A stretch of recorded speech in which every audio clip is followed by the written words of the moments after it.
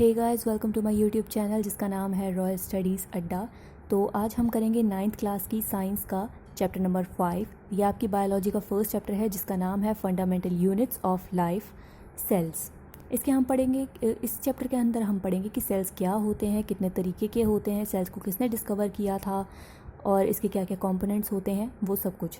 तो चलिए हम स्टार्टिंग से स्टार्ट करते हैं। ये कुछ इंपॉर्टेंट पॉइंट्स हैं, टॉपिक्स हैं आपकी बुक के, आपके इस चैप्टर के। आप चाहे तो इसे नोट कर सकते हैं। चलिए फर्स्ट से स्टार्ट हो जाते हैं। All the living forms are composed of microscopic unit are called cell. जिस भी किसी लिविंग फॉर्म के अंदर छोटी छोटी चीज़ें यानी कि माइक्रोस्कोपिक यूनिट्स डले होते हैं उसे बोलते हैं सेल। क्या बोलते हैं? मतलब उन माइक्रोस्कोपिक यूनिट को क्या बोला जाता है? सेल बोला जाता है। जो एक सेल होता है ये एक बेसिक स्ट्रक्चरल और फंक्शनल यूनिट होता है हमारी लाइफ का, ठीक है।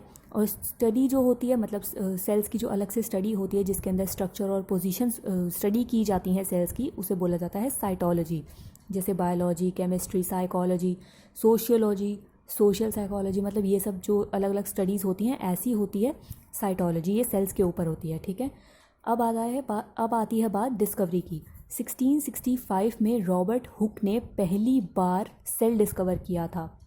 किसी डेड स्लाइस में, मतलब कॉर्क की डेड स्लाइस है उसके अंदर सेल डिस्कवर किया था। लेकिन बात यह है कि वो एक डेड सेल था, मतलब वो काफ़ी पुराना और काफ़ी ख़राब चीज़ थी जिसके अंदर वो ढूंढा गया था सेल। तो उसके बाद 1674 में नेक्स्ट डिस्कवरी हुई थी। 1674 में की थी A.V. ल्यूवेनहॉक। A.V. ल्यूवेनहॉक ने पहली बार हमारे वर्ल्ड में पहली बार सेल्स की डिस्कवरी हुई थी, लिविंग सेल की, फ्री लिविंग सेल्स। ये की थी A.V. ल्यूवेनहॉक ने। ये पॉइंट है याद रखने वाला, पूछा जाता है कई बार 1 मार्क्स के क्वेश्चन में और वैल्यू बेस्ड क्वेश्चन में भी कई बार आ जाता है, तो इसे आप थोड़ा सा ध्यान रखिएगा। इसके बाद आता है कि हमारे जो सेल्स होते हैं उसके अंदर ये सारी चीज़ें पाई जाती हैं। क्या क्या पाया जाता है? Water, ions, salt, other organic molecules like proteins, carbohydrates, fats, nucleic acid, vitamins etcetera. अलग अलग चीज़ें पाई जाती हैं। सेल ऑर्गेनल्स में भी पाए जाते हैं, न्यूक्लियस में भी पाए जाते हैं ये चीज़ें, ठीक है। तो ये सारी चीज़ें याद रखने वाली है कि हमारी बॉडी में क्या क्या चीज़ कहाँ कहाँ मिलती है, ठीक है। चलिए अब नेक्स्ट आ जाता है टाइप ऑफ ऑर्गेनिजम्स।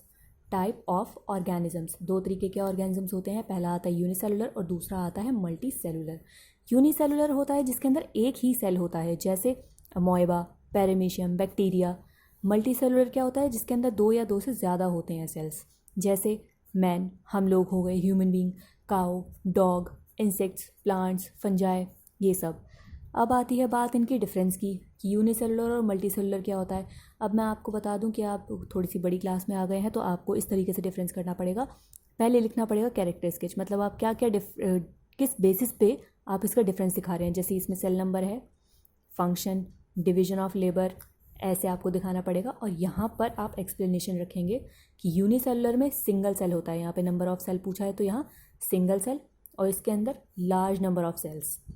इस तरीके से आप डिफरेंस करेंगे। नेक्स्ट आता है function. All the functions are performed by a single cell, क्योंकि इसके अंदर एक ही सेल होता है तो एक ही सेल परफॉर्म करेगा और इसके अंदर हर सेल का अलग एक स्पेसिफिक फंक्शन है, ठीक है। उसके बाद आता है हमारा डिवीजन ऑफ लेबर।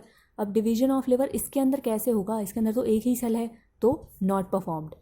इसके अंदर क्या होता है? इसके अंदर हर सेल का अलग से एक फंक्शन होता है, हर किसी सेल का अलग फंक्शन होता है और ये अपने अपने फंक्शंस परफॉर्म करते हैं। उसके बाद आता है रिप्रोडक्शन। रिप्रोडक्शन क्या होता है? Involves the single cell. इसके अंदर सिंगल सेल ही जो सेम सेल है वही रिप्रोडक्शन के अंदर इन्वॉल्व होगा। और मल्टी सेलुलर में क्या होगा? मल्टी सेलुलर में होगा कि जर्म सेल यानी कि स्पेशलाइज्ड सेल होते हैं, वो सब एक पार्ट बनते हैं रिप्रोडक्शन के, ठीक है। मतलब सारे सेल्स आपस में मिलते हैं फिर रिप्रोड्यूस वो करते हैं, ठीक है। फिर आता है लाइफ स्पैन, मतलब ये कब तक ज़िंदा रहते हैं। जो यूनिसेलुलर हैं ये काफ़ी शॉर्ट टाइम तक ज़िंदा रहते हैं और यहाँ यही मल्टी सेलुलर की इनके कंपैरिजन में, मतलब यूनिसेलुलर के कंपैरिजन में काफ़ी लंबी लाइफ होती है। अब इसके एग्जाम्पल्स हमने ऊपर भी पढ़े थे, अमोएबा, पैरामीशियम, बैक्टीरिया। इसके अंदर प्लांट, फंजाई, एनिमल्स, ठीक है। अब नेक्स्ट आता है टाइप ऑफ सेल, कितने टाइप्स के सेल होते हैं, इसके क्या क्या डिफरेंसेस होते हैं, ये हम अभी पढ़ेंगे। और उससे पहले मैं आपको बोल दूं कि गाइस प्लीज़ प्लीज़ प्लीज़ आप इस वीडियो को एंड तक देखिएगा, क्योंकि हमने कुछ एक्स्ट्रा क्वेश्चंस इसके अंदर रखे हैं। और हाँ, अगर आपको ये वीडियो सही लग रही है तो आप प्लीज़ इसको लाइक शेयर सब्सक्राइब ज़रूर करें। और मैं आपको बोलूँगी, अगर आप इस क्लास में नहीं हैं या फिर अगर आपको किसी और चैप्टर की चाहिए वीडियो, तो आप नीचे कमेंट सेक्शन में लिख सकते हैं। हम वो कमेंट सेक्शन रोज़ पढ़ते हैं। अगर कुछ भी ऐसा टॉपिक आता है तो हम उस टॉपिक पे भी वीडियो बनाएंगे। इवन ये वाली भी वीडियो सारी की सारी डिमांड पर ही बनी हुई है। ओके, चलिए अब आता है हमारा टाइप ऑफ सेल। कौन से टाइप्स होते हैं, प्रोकैरियोटिक और यूकैरियोटिक। प्रोकैरियोटिक सेल क्या होते हैं? प्रोकैरियोटिक जो सेल होते हैं उनका साइज़ 1 से 10⁻⁶ m होता है, ठीक है। यही यूकैरियोटिक का साइज़ क्या होता है, 5 से लेके 100 um, ठीक है। ये एक अलग पॉइंट है साइज़ का। उसके बाद इसके अंदर न्यूक्लियर रीजन होता है, जबकि इसके अंदर न्यूक्लियर मैटर होता है, ठीक है। इसके अंदर जो न्यूक्लियर रीजन होता है उसे न्यूक्लियोइड भी बोलते हैं। Not surrounded by a nuclear membrane, मतलब इसके आसपास कोई भी न्यूक्लियर मेम्ब्रेन नहीं होता है, किसमें, प्रोकैरियोटिक में। जबकि यूकैरियोटिक में क्या होता है, nuclear material surrounded by the nuclear membrane, इसके अंदर न्यूक्लियर मेम्ब्रेन होता है और इसके अंदर नहीं होता है, ठीक है। इस तरीके से आपको याद करना है। अब नीचे ये एक अलग पॉइंट बनता है, ऑलवेज यूनिसेलुलर। प्रोकैरियोटिक जो होते हैं वो हमेशा यूनिसेलुलर यानी कि सिंगल सेल होते हैं, और यूकैरियोटिक में क्या होता है, इसके अंदर यूनिसेलुलर और मल्टीसेलुलर दोनों हो सकते हैं, ठीक है। अब नेक्स्ट आ जाता है सिंगल क्रोमोसोम प्रेजेंट। इसके अंदर क्रोमोसोम क्या होता है, सिंगल होता है। जब सिंगल सेल है तो क्रोमोसोम भी सिंगल ही होगा प्रोकैरियोटिक में। अब इसमें क्या होता है, यूकैरियोटिक में मोर देन 1 क्रोमोसोम प्रेजेंट, एक से ज़्यादा क्रोमोसोम प्रेजेंट होते हैं इसके अंदर, किसके अंदर, यूकैरियोटिक में। फिर आता है प्रोकैरियोटिक, क्या होता है, न्यूक्लियस एब्सेंट। न्यूक्लियस क्या होता है, एब्सेंट होता है। ये अलग पॉइंट है, न्यूक्लियस एब्सेंट। न्यूक्लियस इसके अंदर एब्सेंट होता है और इसके अंदर प्रेजेंट होता है। उसके बाद सेल डिवीजन बाय फ्यूजन और बडिंग। सेल डिवीजन इसका कैसे किया जाता है, प्रोकैरियोटिक का फ्यूजन और बडिंग के अकॉर्डिंग, जबकि यूकैरियोटिक में क्या होता है, डिवीजन बाय मिटोसिस और माइटोसिस, ठीक है। इनके ऊपर मतलब इनके बेस पर ही डिवीजन किया जाता है। उसके बाद प्रोकैरियोटिक में है membrane bound cell organelle are absent, यानी कि इसके अंदर जो मेम्ब्रेन होता है जो कि सेल को बाउंड करके रखता है आपस में, वो एब्सेंट होता है। जबकि इसके अंदर क्या, यूकैरियोटिक के अंदर प्रेजेंट होता है, प्रोकैरियोटिक के अंदर एब्सेंट होता है। इसके कुछ हमारे एग्जाम्पल्स हैं। प्रोकैरियोटिक के हैं बैक्टीरिया, और यूकैरियोटिक में आ जाएगा प्लांट्स एंड एनिमल्स, सारे ही प्लांट्स एंड एनिमल्स, ठीक है। इसके बाद आते हैं हमारे कंपोनेंट्स ऑफ सेल, जो कि थोड़ा सा बड़ा टॉपिक है और इसको थोड़ा सा ध्यान से सुनना ज़रूरी है। कंपोनेंट ऑफ सेल में 6 कंपोनेंट आते हैं, जिसके अंदर आता है एक सेल वॉल। ये प्लांट्स में पाया जाता है, मतलब प्लांट्स के जो सेल होते हैं उसके आसपास वाली वॉल, उसे बोलते हैं सेल वॉल।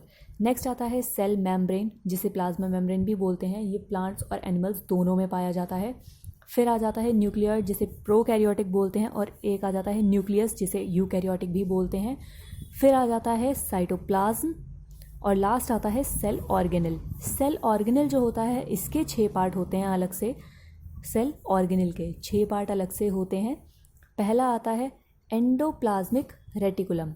एंडोप्लाज्मिक रेटिकुलम, इसके अंदर 2 रेटिकुलम्स होते हैं। एक होता है रफ एंडोप्लाज्मिक रेटिकुलम, जिसे RER भी बोलते हैं, और दूसरा आता है स्मूथ एंडोप्लाज्मिक रेटिकुलम, जिसे SER बोलते हैं, ठीक है।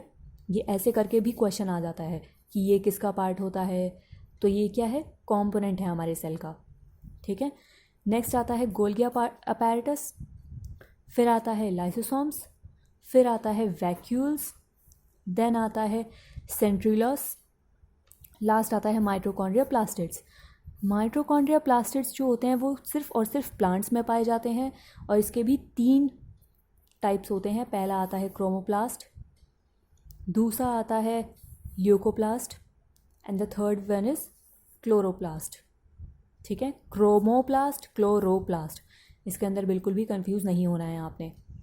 उसके बाद आता है लास्ट टॉपिक, एनिमल और प्लांट सेल के बीच में डिफरेंस। ये सबसे मेन है, ये कई बार क्वेश्चन आ जाता है, प्लांट सेल और एनिमल सेल में क्या डिफरेंस है।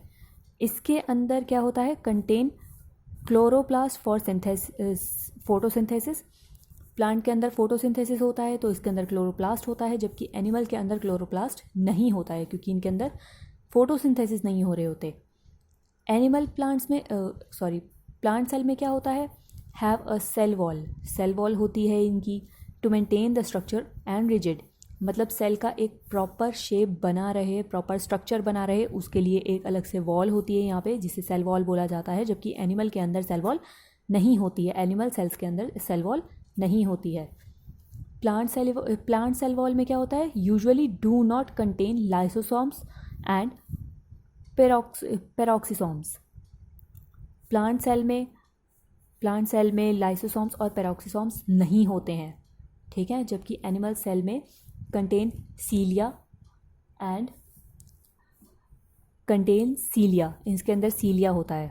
ठीक है, फिर प्लांट सेल में आ जाता है, सेल्स आर स्क्वायर। सेल्स क्या होते हैं, स्क्वायर एंड रिजिड और ज्योमेट्रिक शेप, मतलब इनकी कोई ज्योमेट्रिक शेप होती है, किनकी, प्लांट्स की। प्लांट सेल की ज्योमेट्रिक शेप होती है, जबकि इसके अंदर क्या होता है, फ्लूइड और फ्लेक्सिबल होता है। इसके अंदर काफ़ी सारी शेप्स होती है, कोई ऐसे मेन नहीं है, मतलब जैसे इसके अंदर था ज्योमेट्रिक शेप, इसके अंदर ऐसा कुछ भी नहीं है। ठीक है, प्लांट सेल के अंदर लिमिटेड मूवमेंट होती है, जबकि एनिमल सेल में क्या होता है, सेल्स कैन मूव अराउंड, वो कहीं भी जा सकते हैं। ठीक है, प्लांट सेल में have one large central vacuole. Plant cell में एक बीच में लार्ज वैक्यूल होता है। अगर आपके पास बुक्स हैं अभी खुली हुई तो आप उसका डायग्राम देख सकते हैं, एक बड़ा सा इस तरीके की शेप बनी हुई है ऐसे में, तो उसे वैक्यूल बोला गया है। ये काफ़ी बड़ा होता है तो लार्ज वैक्यूल होता है सेंटर में, जबकि एनिमल में क्या होता है, हैज़ स्मॉल और नो वैक्यूल्स, हैव लाइसोसोम्स। इसके अंदर वैक्यूल बहुत छोटे होते हैं, लगभग ना के बराबर। ठीक है, चलिए अब हमारा चैप्टर ख़त्म हो चुका है। अब बारी आती है कुछ एक्स्ट्रा क्वेश्चंस की जो हमारे यहाँ पर हैं। पहला आ जाता है हमारा, name the largest cell of the living world. पूरी दुनिया का सबसे बड़ा सेल कौन सा है। ये वन वर्ड क्वेश्चन है और ये जनरल नॉलेज का क्वेश्चन है। ये कई बार मतलब पूछा जाता है। फिर आ जाता है, state the main function of lysosomes. Lysosomes क्या होते हैं और इनके मेन फंक्शंस क्या होते हैं। उसके बाद आता है, right a short note on nucleus. Nucleus क्या होता है, इसकी क्या क्या फ़ायदे होते हैं, ये कहाँ पाया जाता है, ये सब आप इसके अंदर लिखोगे। नेक्स्ट आता है, which cell organelle is called as the headquarter of the cell. कौन से सेल को headquarter of the cell बोला जाता है। ठीक है, एक ये भी है। और फिर उसके बाद नेक्स्ट आ जाता है, what is the function of SER। SER यानी कि स्मूथ, क्या था, स्मूथ एंडोप्लाज्मिक रेटिकुलम। इसका स्मूथ एंडोप्लाज्मिक रेटिकुलम, उसका फंक्शन बताना है कि क्या होता है। पहले तो आप उसके बारे में बताएंगे कि ये कंपोनेंट ऑफ सेल होता है। ठीक है, इस तरीके से बताएंगे। उसके बाद कंपोनेंट ऑफ सेल होता है, ये एक सेल ऑर्गेनल का एक पार्ट होता है जिसे बोला जाता है स्मूथ एंडोप्लाज्मिक रेटिकुलम। देन आप उसको एक्सप्लेन करेंगे। ठीक है, ताकि एग्जामिनर को ये पता लगे कि आपको काफ़ी ज़्यादा नॉलेज इस चीज़ की है, आपने रट्टा नहीं मारा है। ठीक है, and thank you so much हमारी पूरी वीडियो देखने के लिए। शुक्रिया।